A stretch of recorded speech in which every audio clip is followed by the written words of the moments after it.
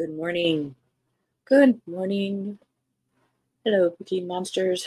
Welcome or welcome back to my channel. This is the channel called Bookeemonsters. My name is PK, and it is Thursday, March the 21st. Hope you are having a good day. Thank you so much for watching if you're watching now. Thank you for watching if you are watching it in replay. I very much appreciate that you're checking out the new releases this week, and that's what we do on the show. We look at the new releases that are being set into the wild this week, and we look at it genre by genre each weekday day. So on Mondays, we look at cozy mysteries.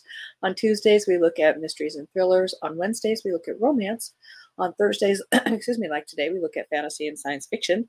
And on Fridays, it's kind of freeform Friday, so we look at whatever we feel like looking at. Sometimes it's more cozy mysteries because there's a lot of them.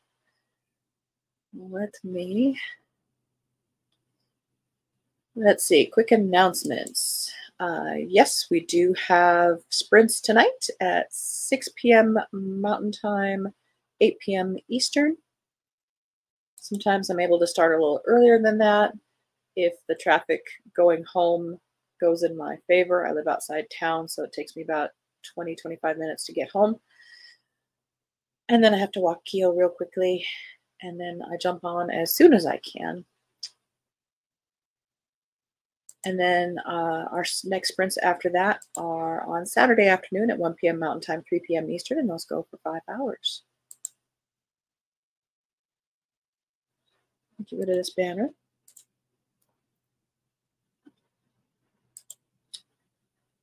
Jumping in. This is called The Floating Hotel by Grace Curtis, science fiction.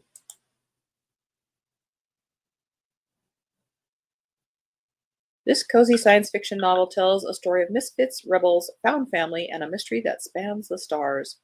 Welcome to the Grand Albina Hotel, home of the finest food, the sweetest service, and the very best views the galaxy has to offer.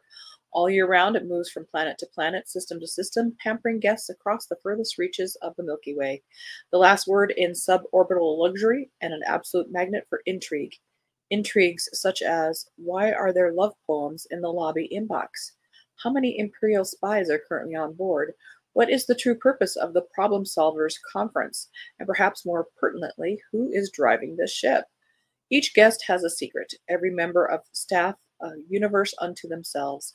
At the center of these interweaving lives and interlocking mysteries stands Carl, one-time stowaway, long-time manager, devoted caretaker to the hotel.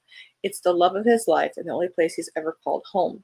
But as forces beyond Carl's comprehension converge on the Albina, he has to face one final question.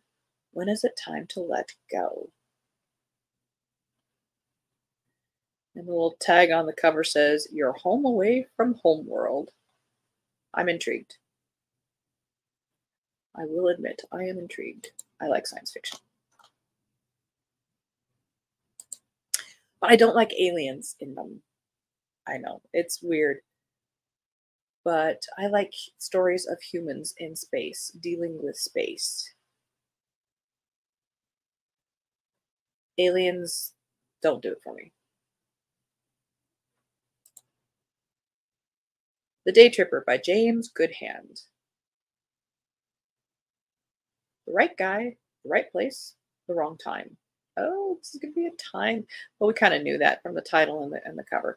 It's 1995, and Alex Dean has it all. A spot at Cambridge University next year, the love of an amazing woman named Holly, and all the time in the world ahead of him. That is until a brutal encounter with a ghost from his past sees him beaten, battered, and almost drowning in the Thames. He wakes the next day to find he's in a messy, derelict room he's never seen before, in grimy clothes he doesn't recognize, with no idea of how he got there. A glimpse in the mirror tells him he's older, much older, and has been living a hard life, his features ravaged by time and poor decisions. He snatches a newspaper and finds it's 2010, 15 years since the fight. After finally drifting off to sleep, Alex wakes the following morning to find it's now 2019, another 9 years later. But the next day, it's 1999. Never knowing which day is coming, he begins to piece together what happens in his life after that fateful night by the river. But what exactly is going on? Why does his life look nothing like he thought it would? What about Cambridge and Holly? In this page-turning adventure, Alex must navigate his way through the years to learn the small actions have untold impact, and that might be all he needs to save the people he loves, and equally importantly, himself. I am also intrigued. That reminds me of that mystery. What was it? Another Place, Another Time. What was that one called?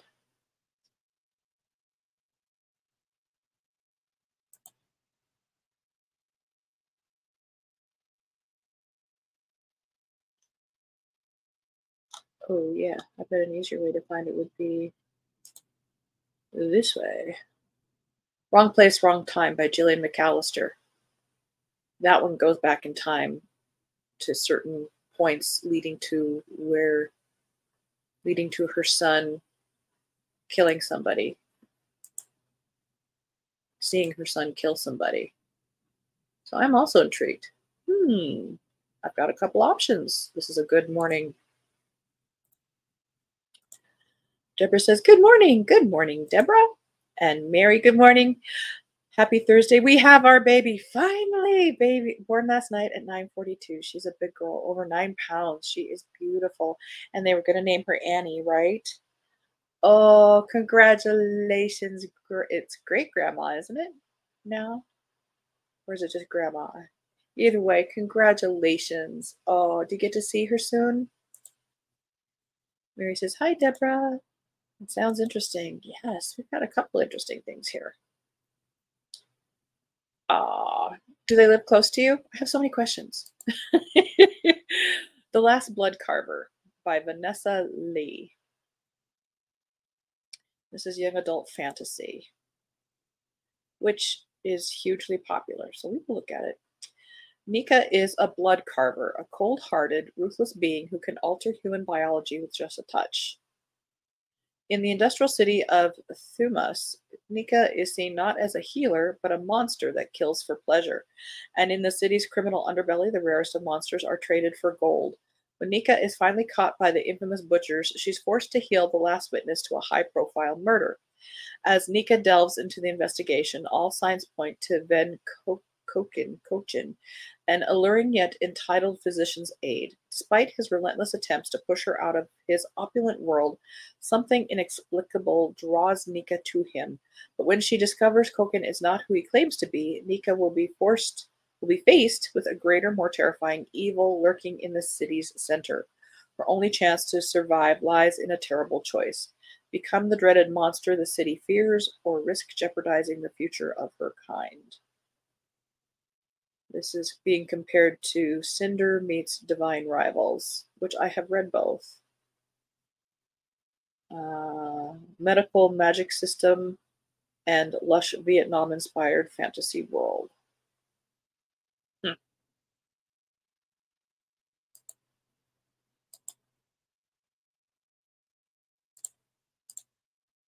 The Revenant games.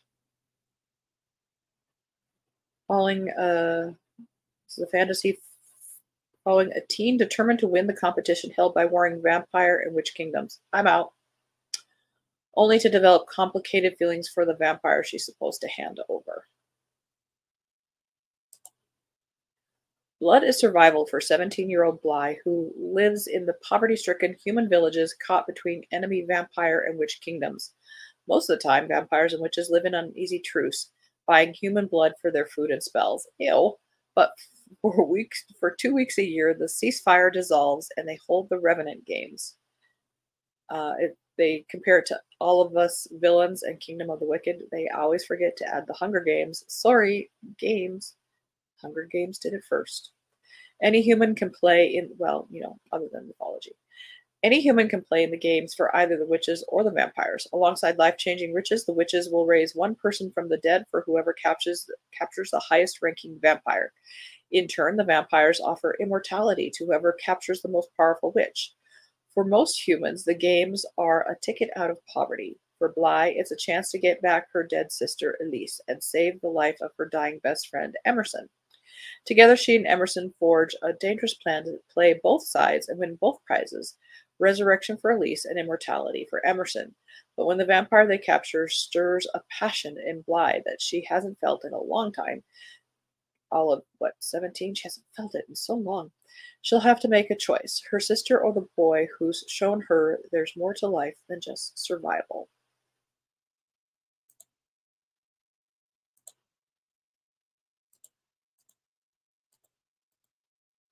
I know vampires are huge, so somebody will be interested in that. Great grandma, that's right. And yes, her name is Annie. They live in Richmond, about 2 hours away from me. We'll give them some space for a bit, but we'll visit soon. Oh yeah. They is this their first one? Vampires. Goodbye, PK. No can do. Exactly. I'm out. I do not find them romantic or attractive. Cascade Failure, Ambit's Run #1 by LM Sagas.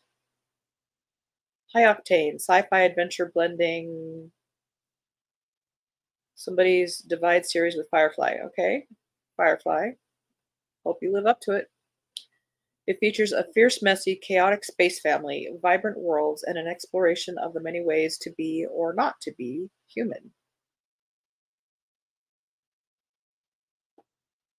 There are only three real powers in the spiral: the corporate power of the trust versus the union's labor's leverage. Between them, the guild tries to keep everyone's hands above the table. It ain't easy. Branded a guild deserter, Jal accidentally lands a ride on a guild ship, helmed by an AI with a ship's engineer medic who doesn't see much of a difference between the two jobs. And don't make me shoot you, XO. The guild crew of the Ambit is a little different. They're also in over their heads, responding to a distress call from an abandoned planet. They find a mass grave and a live programmer who knows how it happened. The Trust has plans. This isn't the first dead planet, and it's not going to be the last, unless the crew of the Ambit can stop it. I am also intrigued. I've been looking for a sci-fi to read in the last couple days, because I haven't read one in quite a while. We have a little 3-year-old boy. He's so excited to have his sister here. Oh, it's going to be big brother. He is a big brother. Song of the Huntress by Lucy Holland. A must read for fans of Circe. Song of the Huntress recasts the folklore behind the wild hunt into a dark feminist fantasy set amidst the legends and beauty of ancient Britain. Well, they said the F word. I'm probably not going to be interested. I'm sorry. I want to read a book. I don't want activism. Britain, 60 AD. Hoping to save her lover, land, and her people from the Romans, Perla makes a desperate pact with the king of the otherworld. But years pass unheeded in his realm, and she escapes to find everyone she loved long dead. Cursed to wield his blade, she becomes lord of the hunt, and for centuries she rides, reaping wanderer souls, until the night she meets a woman on a bloody battlefield, a Saxon queen with ice-blue eyes. Queen Ethelberg of Wessex is a proven fighter, but when she leads her forces to disaster in battle, her husband's court turns against her. Yet King Ine needs Ethel more than ever. The dead kings of Wessex are waking, and his own brother seeks to usurp him. Her only hope is to master the magic that's lain dormant in his bloodline since the ancient days. When their paths cross, Hurla knows it's no coincidence. Something dark and dangerous is at work in the Wessex court. The otherworld seeks to rise, to bring the people of Britain under its dominion. As she and Ethel grow closer, Hurla must find her humanity and a way to break the curse before it's too late.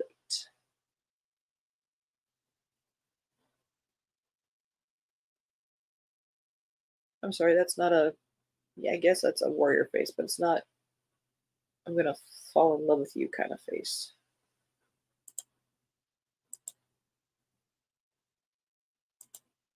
That's a I'm going to get what I want face.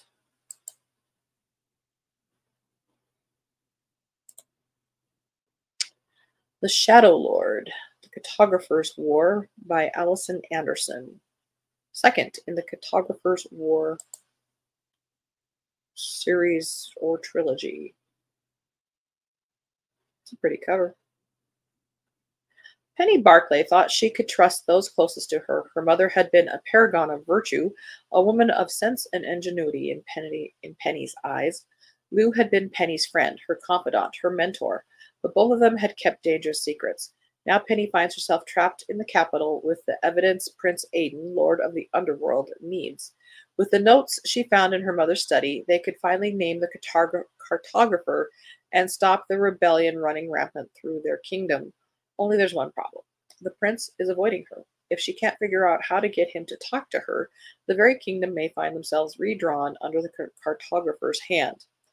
Guilt dogs Prince Aidan's every footsteps. He can still hear Penelope's screams in his dreams, see the flames devour Berkeley Manor until it was nothing but ashes.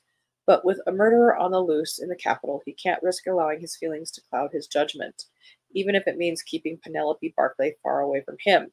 With Penelope now trapped in the capital, Aidan has to do whatever he can to make the city safe, even if that means running away from the mage girl whose cinnamon hair and emerald eyes shadowing his every move. She's not just a ginger, she has cinnamon hair.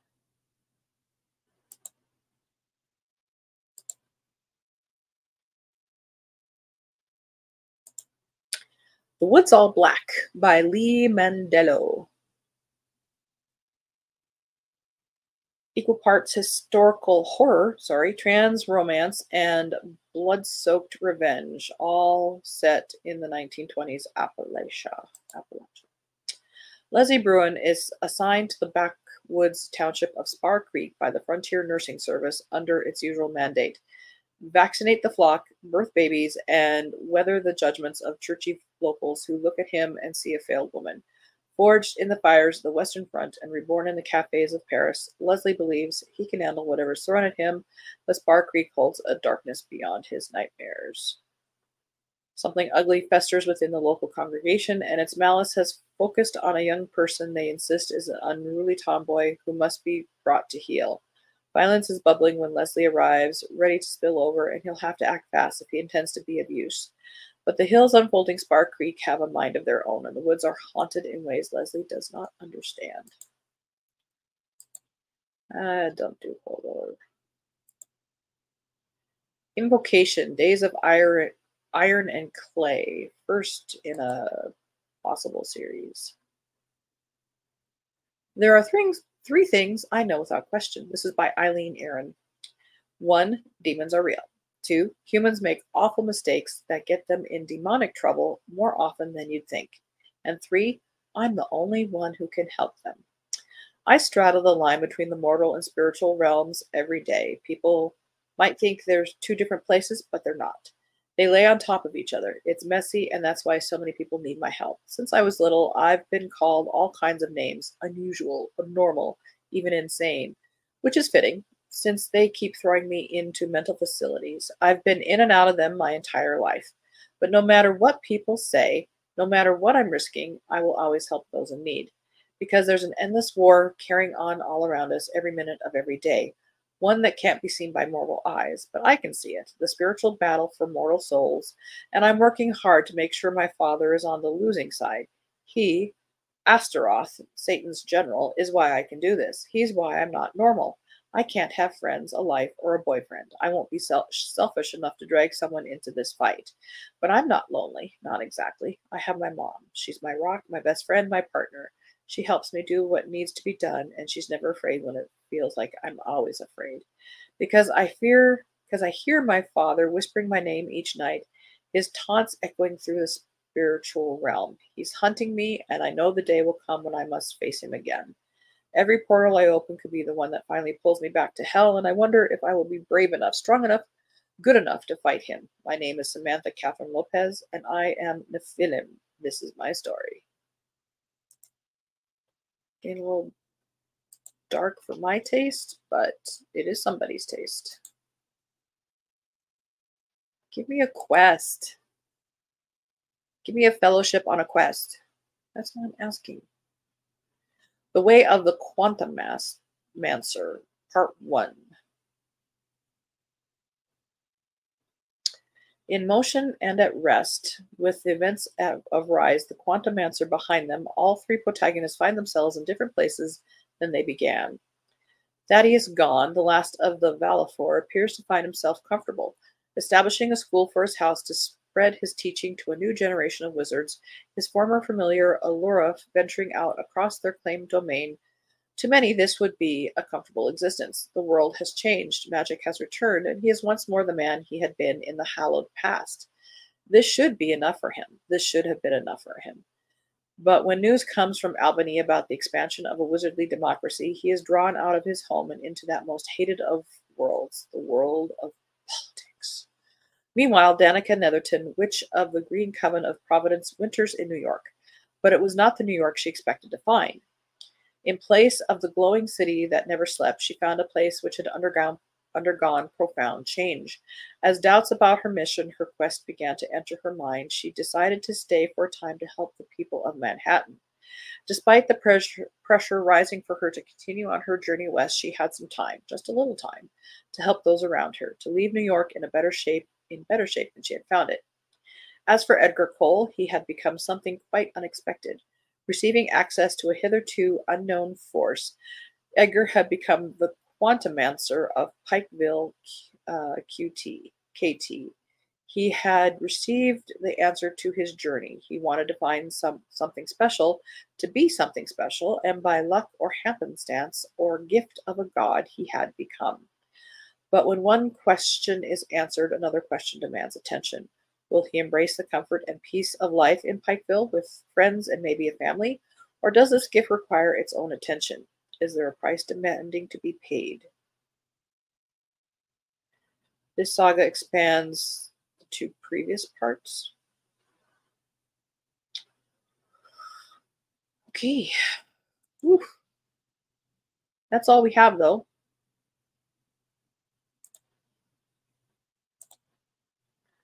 I did find a couple things for me to check out further. Floating Hotel and Day Tripper, that time one. So that's good, right? That's absolutely good. Look at that, timing-wise. Absolutely perfect timing. Like we planned it. Not. All right. That is the fantasy and science fiction we have being released this week that I have found. There could be others out there. I don't claim to be comprehensive, but I do my best, and I do my best to make sure they are actually released this week and not previously published, etc., etc. I hope you have a good Thursday. Again, we do have sprints tonight at 6 p.m. Mountain Time, 8 p.m. Eastern. They will go for 2.5 hours. Bring your own book, work on a project, or just close your eyes and relax after a day. That's time carved out for you. And otherwise, I hope you do have a good Thursday. Thanks, PK. Hope to see you all later. Yes, indeed. And I hope you're reading good books. If you're not reading a book you're enjoying, it's okay to set it aside. It's just not the right time for the author, that book, and you to come together. There's other books. It's okay. And as the banner says here, don't be a bookworm, be a bookie monster. Have a good day and God bless.